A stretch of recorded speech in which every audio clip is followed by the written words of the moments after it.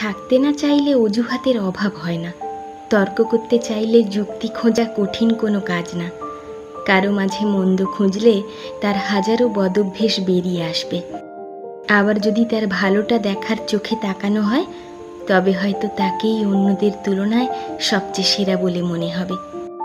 মানুষটা কেমন সেটা তুমি তাকে কোন দৃষ্টিতে দেখছো সেটার উপর নির্ভর করছে। মুদ্রার দুটো পিঠের মতো মানুষগুলোরও দুটো দিক রয়েছে, এটা সৃষ্টিগতভাবে।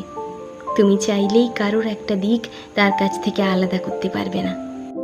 একই চেষ্টা তুমি নিজের ক্ষেত্রেও করে দেখতে পারো, কিন্তু ফলাফল শূন্যই আসবে, কারণ এটা সম্ভব না মোটেও।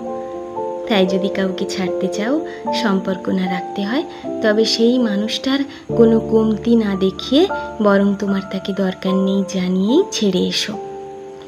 অযথা কারো কমতি দেখিয়ে তাকে নিজের চোখে ছোট করার কোনো মানে হয় না, কারণ তাকে সারা জীবন নিজেকে নিয়ে চলতে হবে।